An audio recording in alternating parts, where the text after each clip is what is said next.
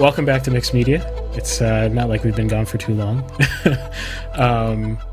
If you missed the first episode, we had an interesting time getting up live. But if you appreciate the efforts, hit the like button, whether you're watching live or in post or whatever. We'd appreciate it. Ben last time talked about diegetic music in Star Wars, some interesting music like Chicken in the Pot. And if you want to know what that means, you got to go check out that episode for sure. Yeah, so this episode here, let me switch up everything real quick. But this episode, I'm going to be talking about some drama that's been cropping up with Black Widow. I talked about Black Widow in episode 18. And in episode 18, I talked about how Disney did not make money off of Black Widow. Or what? I mean, they probably recouped their investment. But that's watch the episode so you can get the full breakdown on how that works. Let's just say their profits were shockingly bad. Interestingly enough, with the shorts that we put out about Black Widow on our channel, we had a couple people say, well, I think we had a comment from someone saying, well, I didn't really care about this character, and I think more people didn't really care about this character than people thought, plus all the characters died, which is basically what I said, the last part about all the characters died. And if you add on top of that people not caring about Black Widow as much as you might want to believe, then I guess that makes sense. We're talking about ScarJo. Now, if you want access to this whiteboard, actually, you can draw on this whiteboard. It's a live whiteboard. It's on a site that you can get the link to. So if you're in the chat right now, if you're one of our subscribers, you can just drop a link in the chat. It's only for live people right now. People who show up live, you can doodle on the whiteboard as we're talking, whatever, as long as you keep it appropriate, of course, or then I'm going to have to kick you off the whiteboard. So ScarJo versus Disney. Let's call it that. So everyone knows Scarlett Johansson is Black Widow, right? Or Natasha. What's her last name? I'm not a Marvel fan. I'll say that up front. So I'm not going to know Marvel lore very well. So yeah, she's a Romanoff. Ah, gotcha. Yeah, Natasha. Even though Romanoff. I've not seen the film, but I do know. Yeah. So she plays, Natasha Romanoff, Black Widow. The backstory behind the creation of this film is Black Widow's been in the series for basically ever. She's one of the part of the basically original characters of the Avengers, but she never got her own film, and she never got really a major role, to which fans of Black Widow got really mad about. I think the fans of Black Widow are separate. Or I should say, I think the fans of Scarlett Johansson present themselves as fans of Black Widow, but I don't think they quite are. I think they like Scarlett Johansson more than they like Black Widow necessarily. So there's this kind of like cult of personality around her. And so they get very passionate, like many fandoms, they get very passionate about protecting the person that they like, which is Scarlett Johansson. And so they complained and they said, Disney, why don't you give us a movie? Disney, why don't you give us a movie? And lo and behold, spoiler alert, they go ahead and kill her character. She falls off of something, a cliff, I think, and dies. Again, I'm not a Marvel fan, so I'm sure I'm sounding like an idiot right now. And then afterwards, they announced that she's going to get her own movie post her death, which leaves people kind of salty, which you can imagine why, after the series lasting for this long, why that would be. Last episode, I mentioned that Black Widow made 60 million opening week on Disney Plus, 80 million in the opening week, but 200 million in the first week overall. So in the first week, it made 340 million, something like that. I'm probably butchering that somewhat. Where the total movie budget was probably, including marketing, approximately $400 million. So yeah, have they recouped their money by now? I haven't checked the numbers, but I'm sure they have. The problem, though, is that they're not going to make as much money as they want to be making, which, hopefully is like something like 600 million, 700 million, 1 billion. These are the numbers you want to be seeing for Marvel movies, for tying up your money for so long. I also mentioned in that episode that an increasing cost in Marvel movies are the actors. And that's because you can't get rid of them, you know? And so when you keep signing them onto new contracts, you keep paying them more and more because you don't want them to leave, or else your entire domino, or your house of cards, I should say, of the future of Marvel that's already in production or pre-production, you know, for a movie that's going to come out 5 years from now, is going to fall apart, and you're going to waste a lot of time and money and effort. So, Ben, you want to guess how much Scarlett Johansson has made off of Black Widow thus far, roughly speaking? I don't know, 50 million? Probably more than that. It's actually less than that. No, less than that.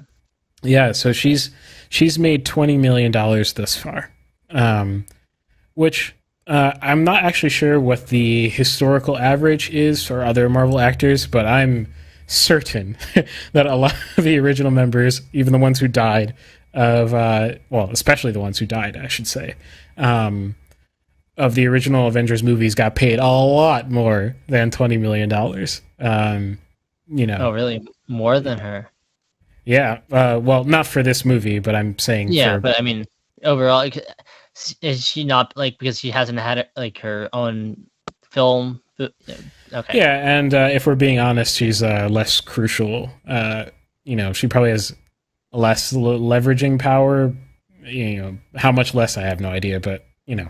So, yeah, I don't know the backroom deals and all that kind of stuff. I'm not familiar. But I do know recently, and this is the spicy part, despite the failure, basically, that this movie was, despite the failure of demonstration of Disney Plus that this movie was, it has further strife. Scarlett Johansson is making a big stink and suing Disney for Black Widow, which is a bad, like, that you just makes the problem so much worse. You know, the nightmare grows. You know, Disney already started pivoting towards blaming the viewers, essentially, like they usually do, for the success of a movie, which never makes any sense. Oh, like with Star Wars, right? Right, exactly. They were saying, oh, well, it's getting review bombed by some people and blah, blah, blah, blah, blah. And, like, I don't know, something COVID, something else. But it's like, you didn't release the movie not to do well. You expected it to do well and it didn't. That's what happened. But we'll be talking about the corporate boardrooms of Disney in a moment. But here's the background, basically. So Scarlett Johansson, when she negotiated her contract for this particular movie, it was negotiated separately, which I think for a lot of these films, they're negotiated in bulk, because a lot of actors negotiate in bulk even outside of franchises. You'd be surprised. So, like, for example, like, name, like, Brad Pitt, let's say, maybe a bad example, or Al Pacino is probably actually a good example. I'm pretty sure he's negotiated bundles of his acting to different studios. So he'll sign a deal where you'll get a certain amount of money for, like, a 3-picture deal. So one of which he knows about, and maybe there's a deadline. So, like, by 2030, he needs to get all these pictures filmed with Universal Studios. Let's say he knows he has one pitch to him that he's down for, but he wants, I don't know, something or another, more money up front, or maybe a slice of the pie, whatever he wants. He wants negotiating power. So he says, you know what, I'm going to promise you 2 more roles, regardless of whether they're part of the same franchise or not, in the Universal system. You know, in the Marvel system, of course, you have more prevalence of that because you're doing a lot of films. So, like, Robert Downey Jr., who's basically Tony Stark at this point. Robert Downey Jr.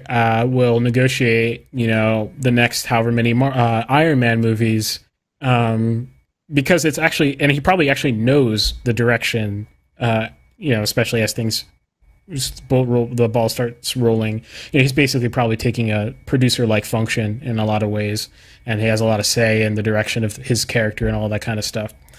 And so he's probably negotiated his picture deal, somewhat. So basically, the weird part is that this was a 1-picture deal, which I thought was interesting because that might signal that this movie was coerced by the fans. Like, this movie might not have happened if not for the fans, who were asking for it, and the bad media they were getting about, female, heroes, but then they won't give Scarlett Johansson, who's been literally around since the beginning, a role. It doesn't make any sense, right? And it really isn't defensible, I don't think. I mean, it doesn't really make sense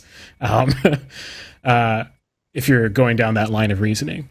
And so I think this movie actually might have been forced, which gave Scarlett Johansson an interesting opportunity to leverage a really good deal out of it, because their hands were kind of forced with this movie. They were going to make it, and the terms weren't set beforehand, and so she came to the table saying, I can change the terms now, which is nothing wrong with that, by the way. I think she actually negotiated a pretty good deal. Probably, there's probably people doing it on her behalf and all that kind of stuff, but good for her. You need more of that, sort of aggressiveness with these studios. And so she ends up signing onto a deal where she makes a lot of the share of the profits from theatrical release, which, if you guys don't know, people are talking streaming, but theatrical releases make a lot of money for these studios. A lot of money. It's because of margin. Like, it's ridiculous how much money you make off of movie theaters. That's why they cordon off the film for like however many weeks beforehand, just for movie theaters. Then they move it to streaming. They're trying to move to streaming because they want to get 100% of the profits now. They want to cut out the movie theaters because they're greedy. Which is, it's also their right. It's their product. That part doesn't bother me. But, the narrative that things are so much better on streaming, especially in this case, clearly, obviously false, because they didn't really make that much money off of streaming. They didn't make as much as they needed to make off of streaming to make it worthwhile. So she essentially does a copy of prior deals in some ways in terms of her box office split, except this time she's the main character, so she negotiates a pretty big box office split. And she negotiates down her like guaranteed salary so that she can get more share of the box office split. Makes sense if she's confident that her movie will do well. It also makes it so that she has skin in the game, so that she's going to do a good job, right? So it makes sense. So she has her own company called Periwinkle Entertainment. When these actors have their own companies, they're basically shell companies that, for tax and legal purposes, they do the exchanging of contracts and whatever. You should be doing that too, by the way, indie filmmakers. You should have shell companies and whatever, but that's a whole other story. Yes, so what ends up happening is the contract that she signs basically says that she's guaranteed a wide release for a certain period of time. I think it's 90 days, or no, it's not 90 days. I think it was less than that. I forget what it was. But there's a certain period of time where she's guaranteed a wide release. That's the term. The literal language in the contract is a wide release of the film, of Black Widow, and she gets a lot of the revenue from that. The problem is that Disney pulls a surprise, and they say, we're going to release this on Disney Plus for our early access program, which probably didn't even exist when she signed this contract. You could argue that they didn't preclude in the contract. They didn't preclude that possibility. That's where I think this is going to have to be hashed out in terms of the contract language. I don't think this is actually very cut and dry per se, and we'll see how it plays out. But the problem is that with every deal she's done with Marvel beforehand, it always meant a specific thing. Here's a great example that some lawyers explained this concept. I can link to them later in the post thing. But basically, if you have a deal with a baker, a contract with a baker that you're going to be delivered a dozen donuts every week, and that means 13, right? 13 donuts. That word dozen means 13 to the baker, and that's been the case in the past with every successive iteration of the contract. If all of a sudden the baker gives you 12 donuts this time, and you say foul play, but the baker says, well, haha, that's technically still a dozen, by the meaning of the word dozen, the more common meaning of the word dozen, that's not actually going to fly in the courts, because the common understanding that you had between you and the person you have a contract with was that dozen means 13. So she has that similar argument that she's making in her lawsuit, which is that, and every time she's done this deal beforehand with Marvel, it had been that wide theatrical release meant that she has her own dedicated cordoned off release time where none of the revenue can get siphoned onto Disney Plus, where she doesn't really, I don't know if she makes any money off of the Disney Plus sales. Does Disney know that she's expecting this? Obviously, I mean, if we're talking about like morally speaking, I think they know what they were doing. Legally speaking is a different question, but in terms of what they knew they were doing, I think they knew that they were screwing her. So just for the technical term, she's suing for the inducement to breach of contract. And the reason why it's inducement to breach of contract is because she's alleging that Disney is forcing Marvel's hand in terms of how it gets released, because Disney and Marvel aren't, Disney owns Marvel, but Marvel's technically still a separate entity from Disney. So she's suing Disney for forcing Marvel to release the film in certain ways.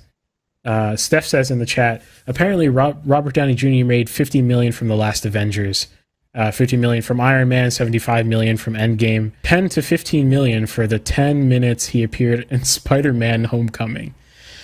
So yeah, That's ridiculous. Yeah. So she definitely disproportionately, I mean, she was never going to make as much as Robert Downey Jr., but less than half is it's kind of insulting. Especially because she's an original cast member, right? So what does Disney do in response to this lawsuit? Of course, they're going to be really petty. Really petty. And like I said, I'm not taking sides on the legal aspect. I actually don't know, how it's going to turn out. I'm not sure who's in the legal right here. I think there's arguments to be had on both sides. Disney has not filed their response yet. So in fairness, I'm not going to, comment on the merits of their case. I've only read her side, basically, right? Well, regardless of that, Disney comes back really petty, really, really petty, and they accuse her of being greedy, and they disclose how much money she's made so far, which was, not disclosed prior. They say, look, you've made $20 million. Why are you complaining? You're being greedy. You just want to, destroy us, basically, which doesn't make any sense. Do not be fooled here. $20 million in comparison, what they're trying to do is they're make her try to seem like she's, a millionaire complaining about other millionaires, right? That's the vibe that they want to get around this conversation. That has nothing to do with it. People are entitled to the compensation that they negotiated. That's just the fact of it. Regardless if they're millionaires or not. It's just fairness is fair. So that's silly. Then they further this insult to Scarlett Johansson, which, by the way, is not going to be playing well with her cult following at all. None of this is going to go well for Disney. Well, luckily, Black Widow's dead. Right. Yeah. That's true. I wouldn't even be surprised if a lot of them, they really didn't care about the franchise at all anyway. So they're really just not going to watch any Marvel movies in the future because of this, because they didn't really care. So Disney, they're like, how can we make ourselves look even worse ourselves and project our greed onto Scarlett Johansson? We're going to say she's not sympathetic enough over the COVID stuff. And I'm like sitting there, I'm like, that makes no sense at all. That doesn't even remotely make sense. You chose when you released this film, right? You could have delayed it further if you wanted more people to see it in the theaters. But they're like, you don't understand, Scarlett Johansson. You didn't make as much money as you wanted to make because, COVID and people are not going out and all that kind of stuff. And then they also say we had to release it on streaming because people weren't going to see it in theaters because of COVID, and we were supporting our viewers. All of this is BS. If you believe any of this, I have a bridge to sell you. This is ridiculous. This is not Disney supporting the public.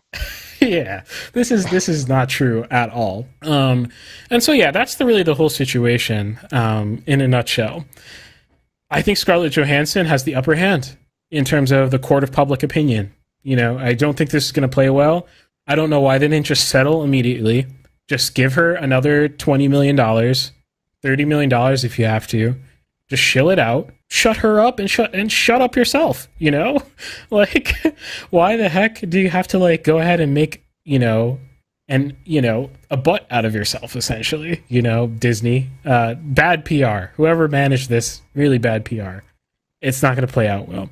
Now, in terms of the articles about this, I don't know how. Let's say that like Disney pays people, certain people get paid, and they don't disclose that they get paid by Disney to write some cover for Disney in certain high-profile things, or at least write articles that make it seem more even playing field than it actually is. Right? You shouldn't sympathize with a multi-billion-dollar corporate boardroom more than you do with, an actor who's, admittedly part of the Hollywood system and very wealthy.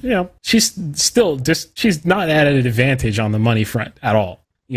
She herself is not a monopoly. She's not a one-person monopoly, whereas Disney is literally a monopoly. So she's at the disadvantage from the money side. But I think in the court of public opinion, I think she's actually got the upper hand here. What Disney doesn't understand is, new economy principles. People can smell, the BS, and they're not going to react well to it, and this is not going to go well. But this whole thing connects to a larger topic, I think, about how Disney affects this whole space in general. So let's take the Disney Plus thing for a second. This didn't work out for them. Wrong bet. Nothing went right well. It wasn't a demonstration to stakeholders of Disney Plus, right? It wasn't a demonstration to Wall Street about what Disney Plus could be. It wasn't a demonstration that, movies are back or anything like that. It didn't work. What the thing is, I think people need to understand is that it doesn't matter if you're a monopoly. None of this matters if you're a monopoly, or at least what I would call a monopoly. So this is what I'm going to coin this term, the atrophy cycle. So this is what it's going to end up happening. Disney Plus is the best streaming platform by now. By now, I think, pretty much by all standards. Like, I mean, I'm even talking about from like a quality standard too, because the other streaming platforms have, they've ceded this ground to Disney, with The Mandalorian and Loki and a whole bunch of other things. I haven't seen anything to these things, by the way. I'm just from feel. I can feel that. Even like in terms of like technical quality, like image quality, I find is much higher on Disney Plus and Netflix. Yeah, and I believe you. And this is really a fault of Netflix. Netflix was the only other entity that could compete with this. Netflix fell slack. They went to algorithmic content creation. They stopped being a tech company, and that was the whole pitch of Netflix, was that they had like a revolution in the company, and like they brought in a bunch of tech people. Guys, that tech was art focused. That's like I love that. That's like kind of like my bread and butter there. Like, the tech was art focused. It was about compression algorithms. And at the time when Netflix came out, it was the most glorious thing you could find on the internet, because you couldn't stream anything that looked as good. By today's standards, it doesn't look very good, but back when it was revolutionary, it was a big deal. And it's still kind of a technical feat in some ways, but they stopped innovating their compression algorithm. They stopped spending money on the tech. They gave up on the art, and in total. Why on earth would you make dark movies, like physically dark, like, a lot of it, the scenes are dark. Why would you contract David Fincher to make, what's the show called? Mindhunter, right? Mindhunter, a lot of scenes are dark, which literally just shows off how ugly the compression algorithm is. It just looks terrible. The whole thing, Netflix fell apart. Disney Plus comes along because Disney's like, wait a second, we have so much content, we could just make our own thing and just take 100% of the thing. Natural progression of things. Netflix essentially allowed them to have the time to develop the platform over the years and develop the ideas while they were, selling their movies to Netflix and still making money off of streaming. In the background, they could siphon that money back into Disney Plus. I have no problem with any of this, by the way, on a conceptual level. The thing that really bugs me is that what's going to happen is that Netflix in of itself is not a monopoly. I have problems with the entertainment space as a whole, and I have problems with Netflix, but Netflix in of itself is not a monopoly. Disney is. So the problem that happens here is that even if Netflix wanted to, blow back or something like that, throw some punches back, they're not going to win this fight. This is now a war of attrition. There's no other. It's not a war of quality. It's not a war of whatever. Right now, Disney's winning the quality battle, and that's good. That's good for them. But it doesn't have to be that way. And so what will happen is Disney will fight the other streaming platforms until all of the rest of them are on their knees and dead, basically. And then their own platform will atrophy. It's kind of what Netflix went through, actually. The Netflix kind of killed Blockbuster and a whole bunch of other things. Everything else atrophied. And then Netflix took the crown, and then they stopped caring, and then their platform atrophied, until Disney came along, even bigger fish, and they repeated the cycle. What will happen? The quality on Disney Plus will go down in, I don't know, let's say, I'm just BSing a number here, 5 to 10 years, right? 5 to 10 years from now, it'll become really crappy, budget, algorithmic filmmaking. But it won't matter because there's no more competition. They've killed all the competition, essentially. Everyone has to default to Disney Plus to see anything of value, right? They rot the film and TV space away. And then what will happen is that once the film and TV space, once people say, I don't even want to watch movies, I don't even want to watch TV at all anymore because, none of it's good. I can't find anything I want to watch, even though there are 100,000 titles. I don't want to watch any of this. Once that happens, Disney will just exit film and TV.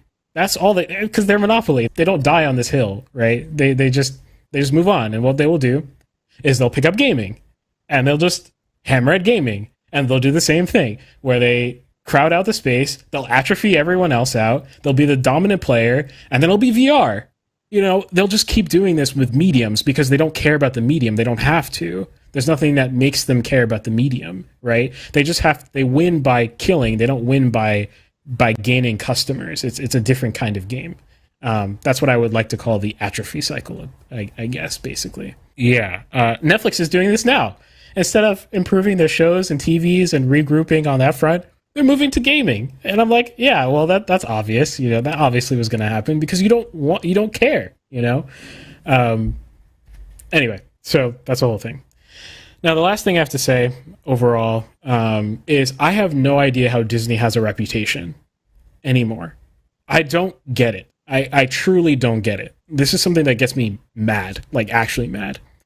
They've done so much to show that they are an unfeeling, disgusting corporation.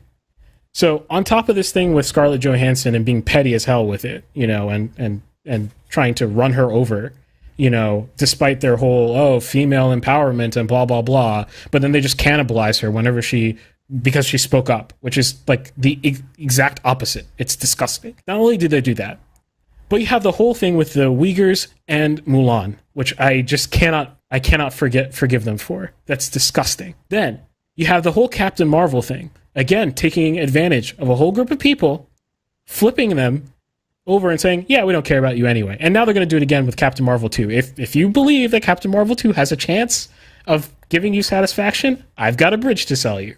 It's not going to be good. They're doing it again. How about John Boyega and diminishing his not only like physical stature on the advertising, but presumably also his role in the film out of deference to Chinese markets, and we can't have a black male being a lead character and prominent character in Star Wars. That was the next thing on my list that I was going to mention. You're telling me that you still believe Disney cares about representation if they're going to literally make a black man smaller on a poster to appeal to a Chinese market. The same Chinese market that they give money to, despite the fact that they have slave labor and people dying in China. It's disgusting. I don't know what to tell people anymore. How can you possibly expect them to be genuine at all? And the last thing, I think people somewhat forgot about this. Similar to the Finn thing. T'Challa from Black Panther on the Chinese poster, he was masked up. On every other poster, he was, he had his face and whatever, in same pose, same poster, except on the Chinese poster, they put his Black Panther mask on, so you couldn't tell what race he was. How can you say you care? I just don't get it. Stop. Like, I don't know what to tell people anymore. How can and the crazy thing is I see people retweet Disney saying woke things. They're not woke people. They're a corporate boardroom that is taking advantage of you because you care. That's what's happening. I don't know what else to tell people.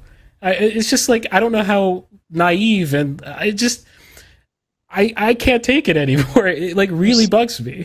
The slogans are so bad too. Like Kennedy, the president of Lucasfilm, you know, saying, "Oh, the Force is female." Like come on. Or like the kind of infamous picture of they're planning the Star Wars High Republic of the boardroom. You know, the board they're writing on says, like, I don't remember exactly what it said, but something like important things to focus on, and it's like LGBTQ and like diversity, you know, these are the core tenets of Star Wars. Like, no, not like the story of Star Wars, you know. It was, we gotta push our messages in, like, but are we actually going to represent those values? Of course not, but we're going to put on the show that we're representing them so we can get your money. Oh, it makes my blood, these people make my blood boil. It's so disgusting. It's so disgusting. I don't know what to tell people, and I feel like people actually, there's a certain segment of the United States population that actually does fall for it every time, and they use it as a weapon against people they don't like. They say, you don't like this movie because you don't like XYZ. You are supporting a company that supports a country that literally puts people through slave labor. A minority group in a country is being used for slave labor. What other thing do you need? It doesn't matter what they say. There's no excuse for that. You know, I don't even know what to say. And then they like literally backhand smack you with like movies like Captain Marvel. It's like, I don't know what to say anymore. Like, I don't know how you believe this stuff every time anymore. And it's not like people don't know this. You know, the thing, the John Boyega thing was a big deal when it came out. Then people just forgot it all of a sudden. What are you, like, what? You know, am I the only one with a memory as to what happened before? Like, because it's painful, you know, it's actually painful. So it's like, just bizarre, man, bizarre. You know, it's all about power and money. That's what it's about. You know, what gives them power, what gives them money, if they can bludgeon people that they dislike, if they can make more money, essentially stealing it from the fans, you know, if they can just atrophy their enemies to death, if they can keep lobbying their way out of not, it's not even lobbying. I mean, sometimes it's straight bribing. You'd be surprised what is, you know, easily find outable about what Disney does to avoid, you know, trust busting, you know. I mean, guys, or anything. Copyright. Yeah. Let's, you know, every time Mickey Mouse is going to enter the public domain, they spend enough money to increase the length of that something has to, you know, before it can enter the public domain. Just for reasons. Mouse. For reasons that they just have to have it, apparently, and all this kind of stuff. It's just like, oh my gosh, like, just thinking about it just makes me so mad. Like, how did they... You really think that the 20th Century Fox deal made any sense on paper in terms of its anti-monopoly, you know, investigation? You think that investigation happened properly? Seriously? You merged some of the biggest entities in the country, period. And at the same time, the deal that got more scrutiny, I remember at the time there's some other deal happening that got more scrutiny. It was like something like two smaller companies. And I'm like, what is going on? Like, you know, it's bizarre. It's strange. I'm going to work myself up too much. I don't know. I just want to say for people who like what to do about it is, please, the biggest thing you can do is allow people to voice their frustrations without being shouted down. If you're going to it's just the first thing you need to do is literally just ignore Disney and what they say. They are lying 90% of the time. You know, they're lying 90% of the time. So just ignore what they're saying. If you're going to be tribal enough where you're going to literally just repeat them, you are doing the worst out of everyone. You know, you're doing the worst out of everyone. Allow people to voice their frustrations openly. Encourage people to, you know, want to talk about films again. There's such a crush in dialogue over films in general now. It's so sad, you know? Only the really old critics, you know, that I follow, or not old like in age, but, you know, been around for a while, still do the same thing they used to do and write their critiques in the same way, and, you know, or if it's a YouTube channel, whatever. In terms of the fans, they don't talk in the same way anymore, and it's going to be the death of it. It's not going to be just cinema. I think some people are like, well, movies can die as long as we have our streaming and TV shows. It's going to be the same thing. It's going to be the atrophy cycle over and over and over again. You know? So just let's be honest with each other, please, you know, about how you feel about things, and say it out loud and encourage other people to say what they're thinking, please. Despite how big they are, they still have fears about certain things. They fear, you know, people complaining so much that the legislature will actually do something. You know, they fear a large portion of the country will actually boycott them, you know, to death, you know. So take it seriously too, because I think it's a much more serious issue than people realize what's going on there. Heavy topic, but that's my segment. Yeah. Also, I don't know anything about Scarlett Johansson. I don't even know if she's a good person or not. I don't really care, you know. So if you want to tweet her any part of this rant or anything like that, just snip it, send it to Scarlett Johansson, and I don't know. You never know, right? Like a lot of times, you know, the smallest gestures towards, you know, what's good can help the most. So you tweet at her too. Tweet it, say you shouldn't be bullied for wanting your slice of the pie that you think that you're owed, and you should have your day in court fairly with a judge that is not bribed. You deserve your fair day in court, you know. And just say that loudly and boldly. You know, there's no Disney can make you feel however they want, but if you just keep speaking, you know, I think that'll be helpful. Just don't follow Disney's logic, and that anybody who like doesn't like something that they do, you know, especially like something that has a woke element to it, Disney likes to criticize them as toxic fans. So I would ignore that.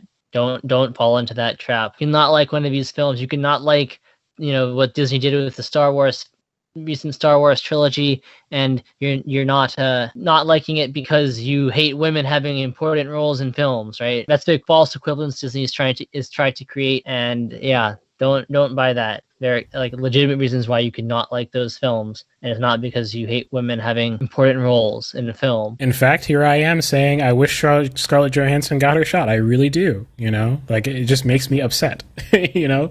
Like, she deserves her shot. She's a woman who tried to negotiate a really good deal. This is something that, you know, women who want to be in the professional world, this is a good example for them, you know? And they're just crapping all over it. Don't accept it, you know? Yeah, so I don't know. If you agree with anything that we say here, just hit the like button, post a comment or whatever. If you have more to say about all this stuff, you know, we're in the Discord. We're talking a little bit more and more, you know, we want to have constant conversations, not just once a week. So in the link in the description, there's a link to our Discord. I think it's going to get popping in there. So you don't want to miss it. We're going to talk more about news and stuff. There's been a little bit more activity going on there. So yeah. I guess that's pretty much it. And enjoy the week. Watch good movies. Pop on. Maybe consider buying a Blu-ray instead of streaming something, not for the sake of, you know, anything but sticking it to the companies. I know that's not feasible for a lot of people, but think about it. And yeah, we'll see you guys next week. All right. Yeah, thanks for listening. Bye.